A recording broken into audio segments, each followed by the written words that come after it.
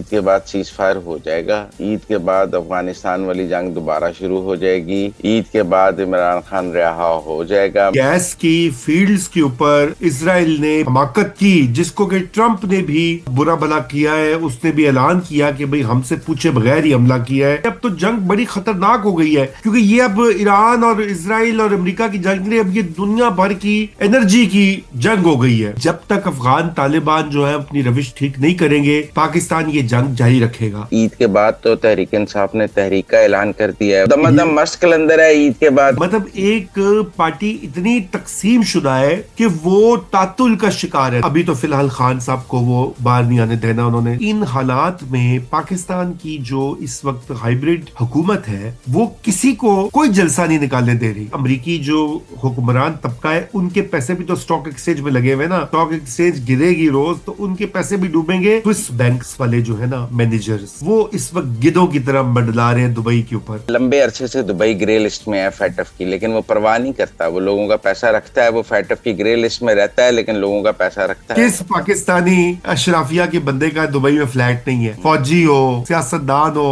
Bureaucrat हो, businessman हो। अस्सलाम वालेकुम नाज़रीन, क्या हाल चाल है नाज़रीन। उम्मीद है आपकी ईद खैरियत से गुजर रही होगी। और ईद पर मैंने पकड़ लिया है रजा रूमी साहब को। मैंने उन्हें कहा नागा बिल्कुल नहीं, आपके नाज़रीन आपको सुनते हैं, लिहाजा ईद पर भी आपके साथ शो होगा। अस्सलाम वालेकुम रूमी साहब, ईद मुबारक।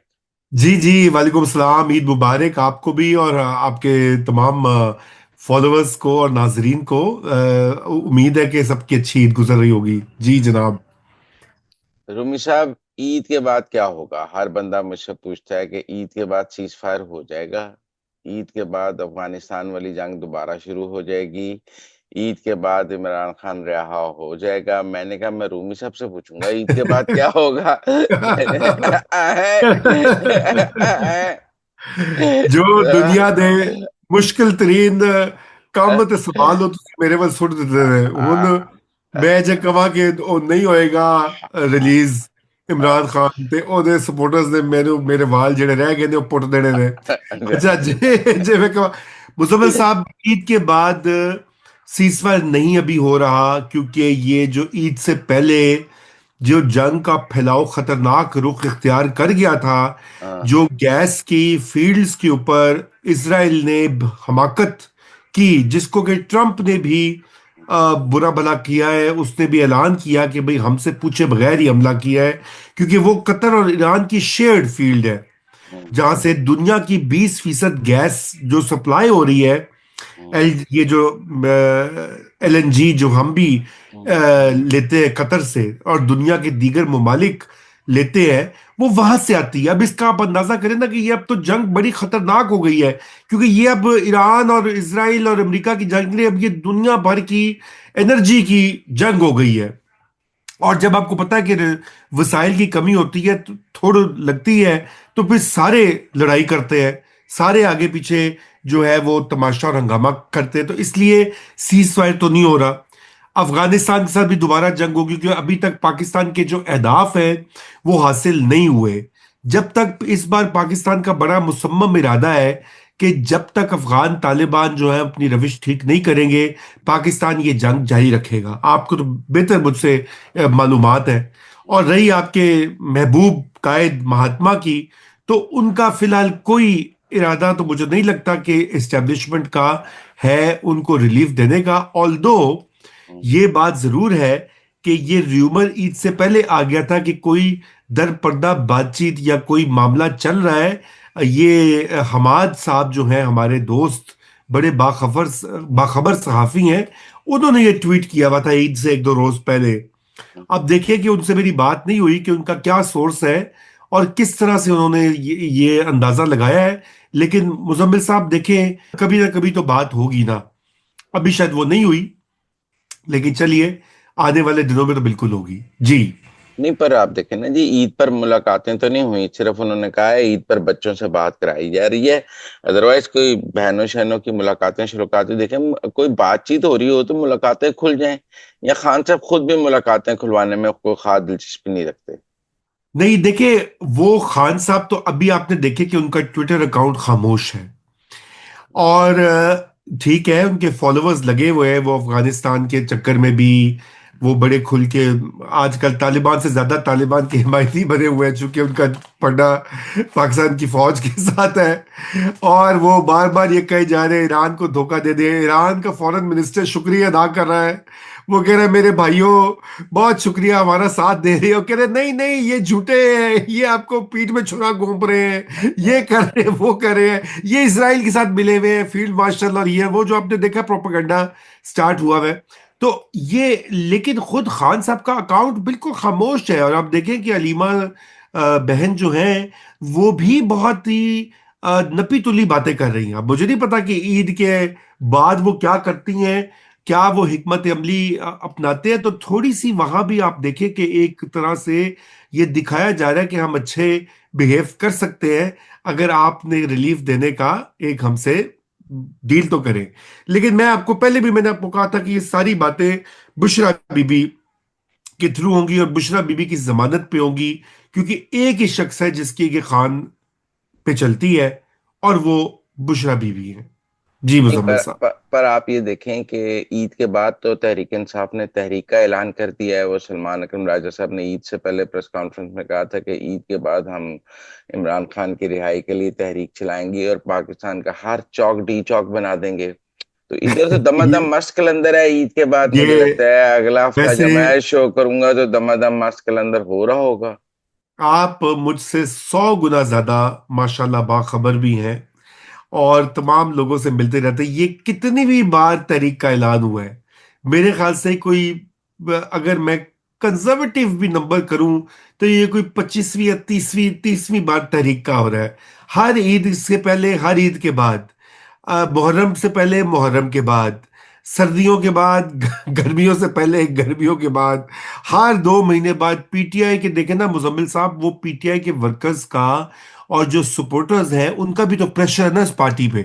इस वक्त जो पीटीआई के जो आम सपोर्टर्स हैं, मतलब आम से मुरादी के जिनके पास ओहदे नहीं है, या जो एमएनएस नहीं है, तनख्वाहें नहीं ले रहे, फायदे नहीं ले रहे, वो बड़े गुस्से में। वो कहते हैं कि भाई आपने वजारत आला ले ली है, वो लगा दिया चीफ मिनिस्टर, वो क्या कर रहा है? खान को छुड़वाने के लिए तो कुछ नहीं कर रहा। सारे जो टिकट होल्डर और जो 100 से ज्यादा एमएनए इस वक्त मौजूद है कौमी असेंबली में, और सेनेट में दर्जनों पीटीआई के मेंबर मौजूद हैं, वो क्या कर रहे हैं? वो तो उनमें से तो अक्सर खाल खाल आडियाला भी आते हैं। कभी कभी देखा ही नहीं है कोई 20 25 15 20 से ज्यादा तो होते ही नहीं है। एमपीएस जो पंजाब में कितने सैकड़ों हैं, 100 तो है कम से कम, 100 से ज्यादा बल्कि। तो वो कहाँ हैं? तो वो बड़ा इनके ऊपर दबाव डाले हुए हैं। इसलिए जो पार्टी की ये इलेक्टेड साइड है और जो पार्टी की ऑफिस बेयरर्स है, उनको भी कहते हैं देखो ये मिल गए हुए हैं, ये फौज के साथ मिल गए हैं, ये टाउट बन गए हैं। आप देखें ना, आम जुबान में वो इस्तेमाल करते हैं। तो ये उनको भी तो उन्होंने बताना ना कि जी हम कुछ कर रहे हैं, ये तहरीक हम चला रहे हैं, नौजवानों को मुतहरिक कर रहे हैं। वो क्या फोर्स बनानी थी, टाइगर फोर्स टाइप एक और रिहाई फोर्स। रिहाई फोर्स आपने, अच्छा कहाँ है वो रिहाई फोर्स? कोई आपने सुना उसके बाद, उस ऐलान के बाद कोई उस पे अखबारों में, मीडिया में? आजकल तो वीडियो का जमाना है, डिजिटल जमाना है, आ जाता ना अगर उसमें भर्तियां हो रही होती हैं, लोगों के नाम एड्रेस लिखे जा रहे होते हैं। ऐसा कुछ भी अभी, मतलब एक पार्टी इतनी तकसीम शुदा है कि वो तातुल का शिकार है अंदर। देखिए, हर ऑपोजिशन पार्टी का ये हक होता है, पीटीआई का भी ये हक है कि वो तहरीक चलाए, बिल्कुल चलाए, वो लोगों को मोबिलाइज करे। लेकिन यहाँ पे कौन सी तहरीक इंसाफ है? क्या ये अलीमा खान वाली तहरीक इंसाफ है? क्या ये बैरिस्टर गौहर की तहरीक इंसाफ है? क्या ये कोट लखपत वालों की तहरीक इंसाफ है? क्या ये बैरून मुल्क जो बैठे हुए सपोर्टर्स हैं, ये उनकी तहरीक इंसाफ है? या ये आम तहरीक इंसाफ के जो लाखों सपोर्टर हैं, उनकी पार्टी है? मतलब ये इस वक्त बड़ी कंफ्यूजन है। या ये अचकजई साहब की तहरीक इंसाफ है, जो तहरीक इंसाफ का मेंबर ही नहीं है? या वो जो दूसरा अलामा साहब है, जो कि तहरीक इंसाफ के नहीं है? अब आप देखिए ना कि ये आयरनी ये है कि खुद खान साहब ने सिचुएशन को यहां तक पहुंचा दिया है कि जो उनकी अपनी पार्टी है, जिसको कि स्ट्रेंथन करना चाहिए था अपने ऑफिस बेरर्स को, उनके ऊपर एतमाद नहीं है। जिनको खुद लगाया हुआ है उनके जिम्मे नहीं दिया हुआ है कि जी ये बिक गए हैं या बिक जाएंगे, या इनको जो है फौज अपनी तरफ कर लेगी, एजेंसियां कुछ कर लेंगी। अब अगर इस लेवल का आपका मिसट्रस्ट हो, तो फिर तरीके नहीं चलती ना, ये सियासत तो नहीं होती। सियासत तो अभी भी खान साहब के पास वो ऑप्शन है, और उनकी बेगम साहबा के पास भी है, वो अपना रास्ता बनाए।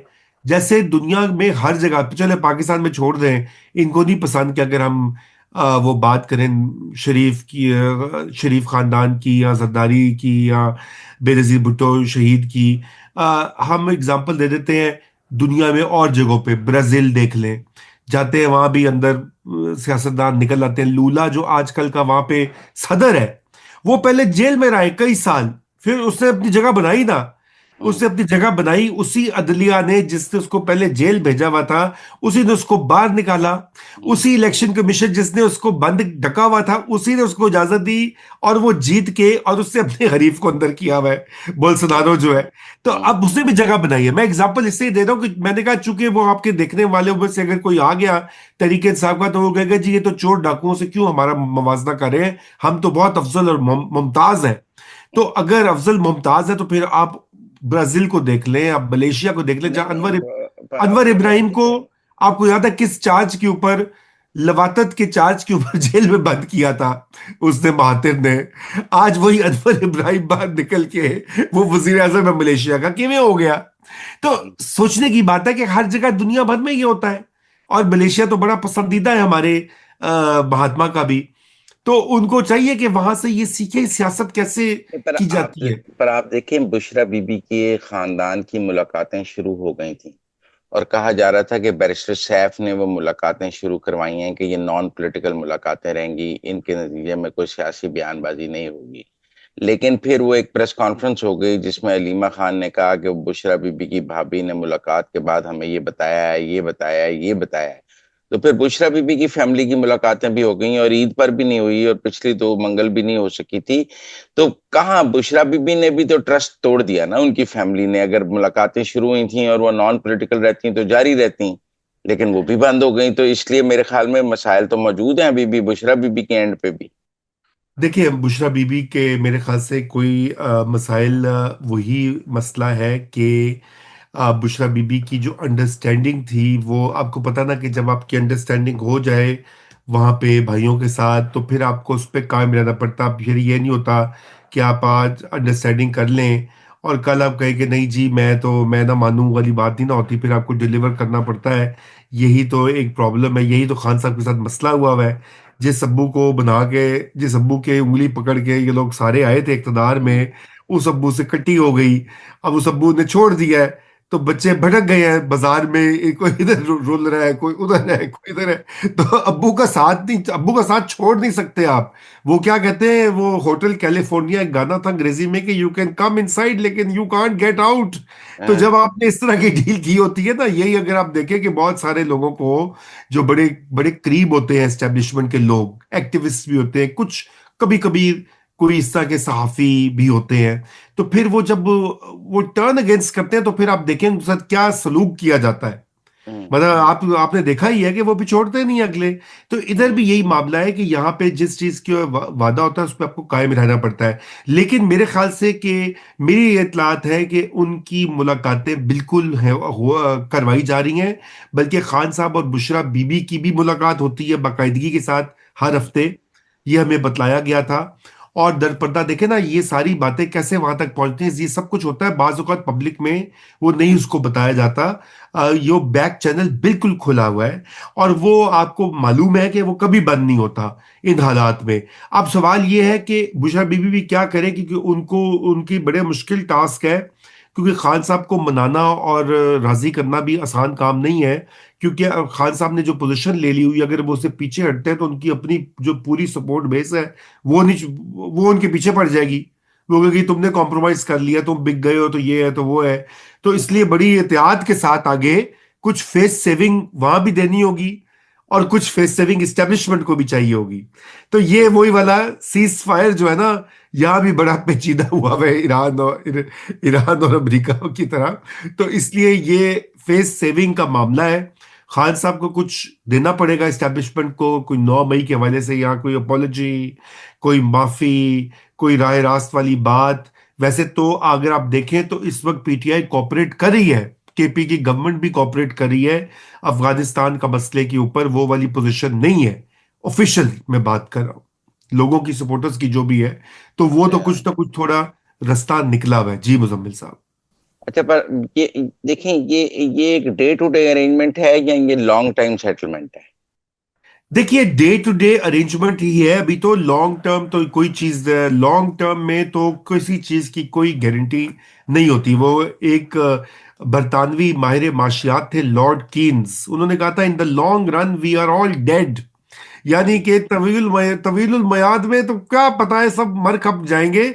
अभी की बात करें तो अभी जो सूरत हाल है उसमें तीन चीजें नुमाया। नंबर एक ये है कि वो अभी तो फिलहाल खान साहब को वो बाहर नहीं आने देना उन्होंने, नंबर एक।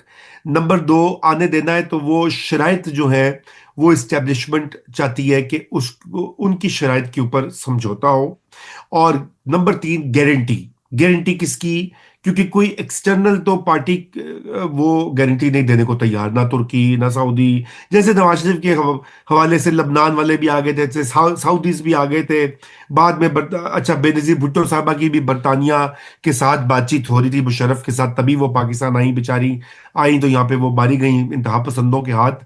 तो यहाँ पे कोई गारंटी नहीं है। गारंटर जो है वो बुशरा बीबी है, इसीलिए वो बात अभी बन नहीं रही। बुशरा बीबी को अभी अपना रोल नहीं, अदा करना ये तो पड़ेगा। आपको ईद के बाद कोई जलसे लगते हैं, रैलियां लगती हैं इस्लामाबाद की, कुछ तो करेंगे ना क्या? जैसे पहले एक वो कहता स्ट्रीट मूवमेंट शुरू कर दी, चलो जी देखिए कुछ तो करेंगे, क्या करेंगे? देखिए मुजम्मिल साहब, उनकी ख्वाहिश तो है और उनका हक भी है। सच्ची बात तो यह है कि मैं तो इसमें तो कोई, हमें तो बहैसियत पाकिस्तान के आइन को मुकद्दम रखने के और जमहूरियत के हवाले से बिल्कुल, उनको जलसे जुलूसों की तहरीक भी चलाना चाहते हैं, बिल्कुल इजाजत होनी चाहिए। हाँ, वो और बात है, वायलेंस ना करें, सड़कें ना ब्लॉक करें, आमदो रफ्त में रखना ना हो, तो बिल्कुल उनका हक है। मगर आपने ये देखा कि इन हालात में पाकिस्तान की जो इस वक्त हाइब्रिड हुकूमत है, वो किसी को कोई जलसा नहीं निकालने दे रही। हम्म। ईरान के हक में बड़ी कोशिश की, आपने देखा कि क्या, एम्बेसियों के बाहर और कॉन्सुलेट्स के बाहर बड़ी कोशिश की सारों ने मिलजुल के। कुछ ये अपने अलामा साहब भी पीटीआई वाले, सुना है, उनकी भी बहुत ख्वाहिश थी, पीटीआई की ख्वाहिश है, मगर बिल्कुल उसकी इजाजत नहीं दी गई। बल्कि आपने देखा कि उल्टा पुलिस का और रेंजर्स का बड़ा सख्त जवाब आया, जो कि मैं समझता हूं कि बहुत अफसोसनाक हलाकतें भी हुई उसमें हमारे अच्छा, अपने नहीं, शहरियों। मैं शहबाज गिल का एक वीलॉग देख रहा था। उसमें उन्होंने कहा कि जो बैरिस्टर गौहर वगैरह ईरानियन एम्बेसी गए हैं, ये इन्होंने बहुत गलत किया है, इसकी कीमत इमरान खान को उठानी पड़ेगी। और इन्हें इतना प्रो ईरान स्टांस नहीं रखना चाहिए था उनको, इमरान खान की मुश्किलात का, क्योंकि ये जो भी करते हैं उसकी कीमत तो इमरान खान ने अदा करनी है। तो जो ओवरसीज या अमेरिका में बैठी पीटीआई है, जो प्रो अमेरिका में लॉबिंग करती है, वो तो कोई अलामा राजा नासिर अब्बास और वो जो बैरिस्टर गौहर वगैरह ईरानियन एम्बेसी गए थे खामनाई साहब की शहादत के बाद, उसको उन्होंने पसंद नहीं किया बल्कि कंडेम किया, और उन्होंने कहा है कि हम कह रहे हैं कि वो फासला रखें इस बात से। मुझे लगता है कि इनके अंदर जो इनकी ओवरसीज पीटीआई थी, उसने इनको ज्यादा रोका है कि आप प्रो ईरान ना हो जाएं, हमारे लिए बड़ा मुश्किल हो जाएगा। हमने बड़ी मुश्किल, दो चार सेनेटर कांग्रेसमैन घेरे हुए हैं जो फ्री जी ईरान है, बिल्कुल। और वो वो तो, वो सारे हाथ से निकल जाएंगे। तो मुझे लगता है कि उसमें एस्टेब्लिशमेंट ने नहीं रोका, इतबार ने रोकता है सारा। नहीं वो ये आपकी तशरीह है। लेकिन अच्छा, देखें, लेकिन मैं समझता हूं कि देखिए, शहबाज गिल साहब की तो कोई ऑफिशियल पोजीशन नहीं है। जो कोई committee of narrative chairman, building में उनकी पोजीशन अब इमरान रियाज खान से बड़ी है। नहीं देखिए, वो होगी। हाँ। आपको पता नहीं आप नैरेटिव बिल्डिंग किसको कहा जाता है, छोड़े। मैं उनके बारे में बात ही नहीं करना चाहता। मैं समझता हूँ कि तवज्जो ही नहीं देनी चाहिए इस तरह के कैरेक्टर्स को, जो भी उनकी असर और मेरा नफूस ये हो। ख्याल था कि जो बाहर बैठी पीटीआई है अमेरिका में इधर उधर, उसको कोई पाकिस्तान की पीटीआई का प्रो ईरान स्टांस पसंद नहीं है। चले अफराद को निकाल देते हैं, एक जनरल बात करते हैं कि जो पीटीआई बाहर बैठी है, जो लॉबिंग करती है पीटीआई के लिए, इमरान खान के लिए, जो लोग यहाँ पे कांग्रेसमैन से बात करते हैं, ये करते हैं, उनको कोई बहुत प्रो ईरान पाकिस्तान के अंदर पीटीआई का स्टांस बारे में नहीं। देखिए, आपकी बात में बिल्कुल वजन हो सकता है। उसकी वजह यह है कि जब अगर आपने यहाँ पे लॉबिंग करनी है कांग्रेसमैन के साथ, सेनेटर्स के साथ, तो फिर तो ये काम नहीं हो सकता। फिर आपको ये भी पता है कि अगर ये अब चूंकि ये बात शुरू हो ही गई है तो थोड़ी इसको इस पे कर लेते हैं बात। बहुत सारे ऐसे लोग जिनको कि पीटीआई ने अपनी तरफ कायल किया हुआ है, मुख्तलिफ पहले भी करारदाद पास की थी, अब सैंक्शंस लगवाना चाहते हैं वो। और वो कहते हैं टारगेटेड सैंक्शंस, अल्लाह जाने इसका क्या मतलब होता है। सैंक्शन, अगर टारगेट का मतलब ये है कि अगर आर्मी चीफ पे टारगेट सैंक्शंस लगेंगी या टॉप जनरल्स पे लगेगी तो वो पूरी फौज पे लगेगी, पूरी फौज का मतलब पाकिस्तान की सिक्योरिटी पे लगेगी। मतलब मुझे तो समझ नहीं आती इस तरह की मजे का खेज जो बातें होती हैं। लेकिन उनमें से बहुत सारे लोग जो है वो मुकम्मल तौर पर इसराइल, प्रो इसराइल रिप्रेजेंटेटिव्स हैं। यहाँ की कांग्रेस और सेनेटर्स जो हैं उनकी अक्सरियत जो है वो इसराइल के साथ है। और इस जंग में तो यकीनन वो बिल्कुल इसराइल और अपनी हुकूमत के साथ है। जंग में तो सारे लोग अपनी हुकूमत का साथ देते हैं। तो यहाँ पे तो अगर प्रो ईरान पॉलिसी तो महंगी पड़ जाएगी, ये बात आपकी दुरुस्त है थियोरेटिकली। लेकिन मैंने ये भी देखा है कि उनकी एक अजीबो गरीब मंतक है। वो कहते हैं कि नहीं, हम ईरान के साथ तो हक पर हैं, और खान के साथ हम इसलिए कि खान भी हक पे है। और वो कभी वो उनको वो बनाते हैं, एक शहीद बनाते हैं कि वो रूस गए थे और इसलिए अमेरिका ने उनको निकाल दिया। साइफर और डोनाल्ड लू वाली कहानी दोबारा से ले आते हैं, निकाल निकाल के सीआईए ने रिजीम चेंज की थी 2022 में भी।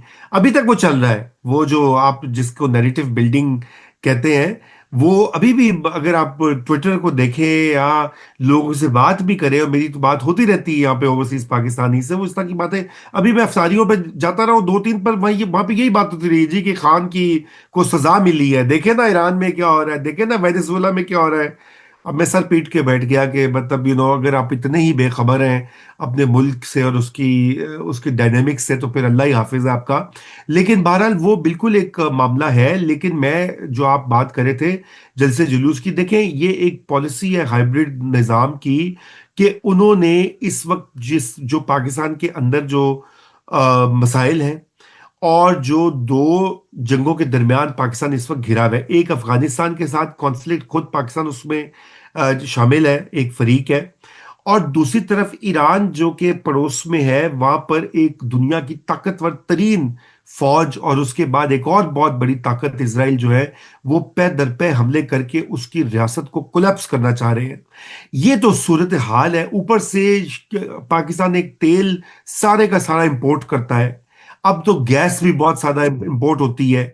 और पाकिस्तान की जो मुश्किलात है ज़र मुबादला के, गल्फ के ममालिक में मईशत नीचे गिरती है, तो जो ज़र मुबादला वहां से आता है वो उसका सबसे बड़ा इम्पैक्ट पाकिस्तान पे होगा। 40 अरब डॉलर जो, और उनमें से 10 अरब 11 अरब तो सिर्फ सऊदी अरेबिया से आ रहे हैं मुजम्मिल साहब, यूएई से, कुवैत से, कतर से, ओमान से। अगर वो कम होते हैं तो ये पाकिस्तान की मईशत के लिए बहुत बड़ा शौक होगा। और पेट्रोल और डीजल और गैस की किल्लत के बायस जो है प्राइसेस ऊपर जाएंगी, उससे दोबारा हम इन्फ्लेशन की तरफ जा रहे हैं। जो हमने बड़ी मुश्किलों से काबू की है, 5-6% पर लाए हैं, ये इस हुकूमत की एक ही कामयाबी थी, और वो भी उलट होने जा रही है। उसकी वजह यह है कि ये पाकिस्तान की तो महंगाई का सारा दारोमदार ही तेल की कीमतों पे है। तो इसलिए इन चैलेंजेस में वो ये नहीं, हाइब्रिड ऑर्डर ये नहीं चाहता कि सड़कों के ऊपर जुलूस हो, ये उनकी मंतक है। मैं इससे इत्तेफाक नहीं करता। मैं समझता हूं कि आप पाकिस्तान का आइन का, आप जमहूरियत को फॉलो करें, बहुत सारे मसले हल हो जाते हैं। लेकिन ये उनकी मंतक है, इसलिए मेरा नहीं ख्याल कि इतनी आसानी से कोई इजाजत मिलेगी। हाँ, लिमिटेड स्केल के ऊपर कोई इस तरह से केपी में ज्यादा जलसे झलूस हो जाएंगे शायद, लाहौर में एक, कराची में एक, जैसे पहले थोड़ा बहुत वो वजीर आला सुहेल अफरीदी आए हुए थे, दौरे वगैरह करके गए थे, उस तरह की कोई मोबिलाइजेशन हो जाएगी। उससे बड़ी चीज होते मैं नहीं देख रहा। मैं ये भी समझता हूं कि इस वक्त खुद जो बहुत सारे पाकिस्तानी अवाम है वो इतने घिर जाएंगे इन मुश्किलात में इमीडिएटली, कि इस वक्त वो इस तरह की सियासी जिसे कहना चाहिए तहरीक के लिए तैयार नहीं होगी। हाँ, अगर महंगाई आउट ऑफ कंट्रोल होती है, अगर मईशत नीचे गिरती है, तो फिर यकीनन ये एक तहरीक को हवा मिल सकती है। इसलिए एक माशी मैनेजर्स का बहुत बड़ा इम्तिहान होगा आने वाले हफ्तों और महीनों में, कि किस तरह से वो मईशत को मैनेज करते हैं। सऊदीज कितनी हमारी मदद करते हैं, चीन कितनी मदद करता है हमारी। इस वक्त उनको भी जो है हमें इन्वॉल्व करना पड़ेगा। लेकिन सऊदी अरेबिया को तो खुद मसाइल में घिरा हुआ है इस वक्त, वो उसके जो पड़ोस में जो कुछ हो रहा है। तो और चीन आपको पता है कैश वैश तो देता नहीं है, वो कहता है कि इन्वेस्टमेंट करवा लो, कर्जा ले लो, हमारे बैंक से लोन ले लो, फाइनेंसिंग ले लो, सीपेक 2.0 सीपेक 3.0 की प्लानिंग करो, फ्री बेल आउट ना मांगो हमसे। तो इसलिए ये टाइट हो जाएगी जरा पोजीशन। ये और इसमें पाकिस्तान का अनफॉर्चुनेटली कोई कसूर नहीं है, ये दुनिया ही एक अजीब डगर पर चल निकली है जी। ये ईरान जंग का आपको अल्टीमेट एंड कब तक और क्या नजर आ रहा है? अगर मैं देखिए मुजम्मिल रूमी साहब, क्या सोचता है कि कैसे खत्म हो जाएगी और कब खत्म हो जाएगी? देखिए मेरा ख्याल है कि अब ये ज्यादा देर नहीं चलेगी, ये और 2-3 हफ्ते में खत्म होनी पड़ेगी, शायद उससे पहले भी, क्योंकि ये अनअफोर्डेबल होती जा रही है। इसको ना गल्फ वाले अब सह सकते हैं, और ईरान की जो हिकमत अमली ये थी कि इतना प्रेशर डालो गल्फ के लोगों के ऊपर, गल्फ की ममालिक के ऊपर, कतर के ऊपर। कतर की तो चीखें ऑलरेडी निकल रही हैं, दुबई की चीखें निकल पड़ी हैं, हम्म। सऊदी अरेबिया भी नहीं चाहेगा कि ये मजीद आगे फैले, अगरचे कि उनकी ख्वाहिश है कि ईरान का मक्कू ठपा जाए, जो हम न्यूयॉर्क टाइम्स और वॉशिंगटन पोस्ट में रिपोर्टिंग हो रही है, ट्रंप से जो एमबीएस की बात होती है। लेकिन वो अब ये चाहेंगे कि इसको समेटा जाए, और खुद अमेरिका के अंदर बहुत दबाव है। देखिए अमेरिकी जो हुक्मरान तबका है, उनके पैसे भी तो स्टॉक एक्सचेंज में लगे हुए हैं ना, उनके पैसे भी, जो अगर स्टॉक एक्सचेंज गिरेगी रोज तो उनके पैसे भी डूबेंगे। और हम अरबों की बात, अरबों डॉलर की बात कर रहे हैं। ताड़ी साड़ी तरह नहीं 5,000 2,000 लाख रुपया पा दो किधरे हबीब बैंक च, वो वाला काम नहीं, ये यहाँ पे अरबों डॉलर्स की गेम है। मुजफ्फर साहब, खरबों डॉलर के ये सारे ओनर्स हैं, ये कितनी देर तक किस खुशी में ये सहेंगे? इसराइल उनको प्यारा है, लेकिन इतना भी प्यारा नहीं कि वो अपने पाँव पे कुल्हाड़ी मारेंगे। इसलिए ये वाइंड अप होगी जल्द। लेकिन अब यही बात है, जैसे मैंने आपको कहा, फेस सेविंग वाली बात है, ट्रंप को कुछ दिखाना है अपनी आवाम को कि वो बिल्कुल शिकस्त नहीं हुई अमेरिका की। ईरान ने भी कुछ मुतालबात जो है वो करने होंगे, क्योंकि अभी तक ईरान की हुकूमत तो नहीं गिरी, और ना ही फिलहाल मुस्तकबिल करीब में कोई गिरने का इम्कान दिखाई देता है। हाँ, ये जो एक और बात है कि वहां के लोग निकल आए बाहर, जो कि इनकी ख्वाहिश थी, लेकिन वो नहीं निकले। तो इसलिए मुझे तो नहीं लग रहा कि कोई ऐसा रिजीम, हुकूमत की तब्दीली का कोई इम्कान ईरान में पैदा हो। इसलिए मेरे ख्याल से इसको वाइंड अप करना पड़ेगा। एक कमजोर ईरानी हुकूमत के साथ ये जंग जो है कंक्लूड होगी। और नहीं तो फिर यही, ईरान अरबों को कहेगा पैसे लगाओ मेरे मुल्क में आके। जी देखिए, वो तो ईरान ने तो ऑलरेडी मुतालबा किया हुआ है। और वो चारों नाचार अगर देखें ना, अब जो कतर के साथ सारे 20-20 50-50 बिलियन डॉलर लगाएंगे तो 100-200 बिलियन डॉलर देगा। वो कंसोर्शियम बना के ईरान की रीबिल्डिंग के का फंड बना सकते हैं, जीसीसी और ये अरब ममालिक सारे। देखिए जी, मुजम्मिल साहब, आपने देखा है कि आप तो जानते हैं कि यानी कि स्विस बैंक्स वाले जो है ना मैनेजर्स, वो इस वक्त गिद्धों की तरह मंडला रहे हैं दुबई के ऊपर, यू अबू धाबी के ऊपर। वो कह रहे हैं ले आओ पैसा, इथों निकलो, इतने तो बम डिगदे पे ने, इतने तो मिसाइल डिगदे पे ने, ताड़ी तो सिक्योरिटी खत्म हो गई है। इसलिए वो बड़े इस वक्त ऑप्टिमिज्म का शिकार हैं कि अरबों डॉलर जो लोगों ने दुबई में रखे हुए हैं, आपको पता ना दुबई भी कोई सवाल नहीं पूछता, हम्म। तो और स्विट्जरलैंड भी नहीं पूछता। स्विस बैंक्स में सरमाया लेकर जाए, वो मैनेजर आपसे नहीं पूछेगा। पर स्विस वालों ने डिटेल्स देनी शुरू कर दी थी ना, लोग डर गए थे। तो जी और दुबई वाले डिटेल्स नहीं देते हैं तो लोग वहां रखते हैं। हाँ, तो पहले लेकिन तो अभी स्विट्जरलैंड वाले ये यकीन दिलाएंगे, वो रूमी साहब का पैसा रख के किसी को बताएंगे नहीं कि हमारे पास रूमी साहब का पैसा है, वो तो बता देते हैं। आपके मुंह में घी शक्कर, अगर अगर रोबी साहब के पास 56 करोड़ की चौथाई भी आ जाए तो बड़ी बात है। लेकिन नहीं, देखिए वो जो उन्होंने कुछ कंडीशंस में बताना शुरू किया था, एक तो जब दूसरी जंग अजीम में नाजी जर्मनी के जो नाजी पार्टी जो थी, जर्मन्स, उन्होंने बहुत सारे पैसे, पेंटिंग्स, हीरे जवाहरात लोग यहूदियों के लेकर वहां पे जमा करा दिए हुए थे। वो बहुत प्रेशर आया, वो आलमी अदालत में केस चलता रहा, चलता रहा, स्विस अदालतों में चलता रहा। फिर स्विस अदालतों ने कहा कि भाई आप बताएं कि अगर ये लूटी हुई दौलत है उन यहूदी फैमिलियों की जिनको के नाजीज ने दूसरी जंग अजीम के दौरान कत्ल किया था, तो इसलिए एक तो वो उनके ऊपर लगता है, फिर कुछ मनी लॉन्ड्रिंग के हवाले से भी आपको पता है इंटरनेशनली एक कोशिश होती रही है कि जो टेरर फाइनेंसिंग है, टेररिज्म की जो फाइनेंसिंग है, उस हवाले से भी प, बैंकों प, को। प, और आप देखें ना, लंबे अरसे से दुबई ग्रे लिस्ट में है फैटफ की, लेकिन वो परवाह नहीं करता, वो लोगों का पैसा रखता है, वो फैटफ की ग्रे लिस्ट में रहता है लेकिन लोगों का पैसा रखता है। जी, जिन्होंने, क्योंकि जो ग्रे लिस्ट बनाते हैं उसको छालाते हैं, उनके अपने पैसे दुबई में। अब पाकिस्तान का ही देख लें, किस पाकिस्तानी अशराफिया के बंदे का दुबई में फ्लैट नहीं है? हम्म। फौजी हो, सियासतदान हो, ब्यूरोक्रेट हो, बिजनेसमैन हो, मैं कहता हूं तो कि दुबई ने अपना पैसा बचाना है तो उसे ईरान के साथ नो वॉर पैक्ट करना होगा, और उसकी एक देखिए कीमत जी, होगी। हाँ लेकिन वो तो अगली बात है, पहले तो जंग बंदी तो कराए ना, वो तो क्योंकि आप वहां कह पे। रहे हैं 2-3 हफ्तों में हो जाएगी, आपकी करने के हाँ बाद ही लेकिन मैं वो, आगे चला हूं, नहीं अगर आप कहते नहीं हो रही तो मैंने अगला सवाल क्यों करना था आपसे। नहीं नहीं नहीं, मेरी बात सुने ना।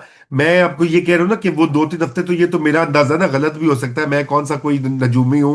और नहीं नहीं, लेकिन मेरे तो बात ये है। मेरे तो देखें, उस्ताद भी आप हैं और मुझे पता है कि आपका नहीं है, तजिया गलत भी ये नहीं होता है। आपने कहा कि ईद के दिन ईद जोक्स भी बीच में डाले जाए, लेकिन लेकिन देखें, देखें लॉजिकल बात यह है ना कि कब तक वो सहेंगे? अगर ईरान की हुकूमत नहीं बदलती तो फिर ठीक है, एक टूटा फूटा, एक कमजोर ईरान जो है वो ठीक है, उसको बिल्ड होने में भी 10-20 साल लगेंगे, तब तक देखा जाएगा। तो अभी दुबई को बहुत ज्यादा खतरा है, जो वो एक हेवन बना हुआ था दुनिया भर का, जो आपने कहा पैसे का, फाइनेंशियल कैपिटल का, रियल एस्टेट का, सर्विस इंडस्ट्री का, वो वहां से लोग निकल रहे हैं, घबराए हुए हैं सऊदी वहां अरब पे। जाएंगे। और फिर वो सऊदी अरब जाएंगे, कुछ स्विट्जरलैंड जाएंगे, कहीं कुछ और जगहों पे देख रहे हैं। दुनिया में और भी, पनामा भी है, ऐसी ऐसी कई जगह बनी हुई है जो हेवंस है। मुजम्मिल साहब, आप भी अगर अपना सरमाया मुंतकिल करना चाहे तो मैं आपको 3-4 जजीरों का बता दूंगा। पनामा है एक, तो वो वहां पे भी टैक्स फ्री है सारा काम। और आपके जैसे ऑफशोर अकाउंट्स जिन्हें कहा जाता है, जो कि वो निकले थे विकी, वो जो कौन सी पेंडोरा लीक्स में और दूसरी लीक्स में, वो भी ये छोटे छोटे जजीरे हैं जहां पे पूरी बैंकिंग इंडस्ट्री है, वो भी कोई सवाल नहीं पूछते। लेकिन तो लिस्टें आ जाती हैं ना सर, खतरे की बात है ना, देखो जी, दुबई खतरे की की बात लिस्ट, तो, दुबई की नहीं दुबई लिस्टें की नहीं भी आ गई आती थी। ना। अच्छा नहीं, हाँ। एक आ गई थी, वो आपको याद है, पाकिस्तानियों के भी बहुत ज्यादा निकले थे रियल एस्टेट, लेकिन उसमें तफसील आ गई थी, लेकिन मोटी मोटी आई थी, इंडिविजुअल नहीं आई थी। हाँ। लेकिन बात यह है कि वो दुबई की वो, और ये यूएई ने जो अपनी पूरी एक इमेज बनाया था दुनिया में, खित्ते में, वो अब ईरान ने उसको एक्सपोज कर दिया है और उसके ऊपर जर्ब लगा दी है। इसलिए वो उनकी बचत इसी में है कि जल्द अज जल्द कोई समझौता हो। मैं तो ये समझता हूँ, देखिए सरमाया, वो क्या, कोई एक हिंदी हिंदी फिल्म थी, उसका गाना था कि ना ईश्वर ना मैया, द होल थिंग इज सबसे बड़ा रुपया। तो इसलिए इसलिए ये सारी बड़ी बड़ी बातें जो है लोग करते रहेंगे। अमेरिका में भी रुपया खतरे में है, यूएई में भी खतरे में है, कुवैत में भी, और सऊदी भी, जो अपने उनके प्लान्स हैं एमबीएस के नया शहर बनाने का और नए वो क्या हांगकांग बनाने के, तो वो सारे ठप हो जाएंगे ना अगर ये जंग मजीद एक्सपैंड होगी। इसलिए इसको समेटना पड़ेगा जी। आपको बहुत बहुत ईद मुबारक। और आप आपको भी ईद की जनाब। खुशियां, आप ऐसी सैकड़ों ईदें देखें। आप भी, आप भी। Enjoy Eid with your family. Thank you very thank much you. LUMS. Thank thank you you. Ji.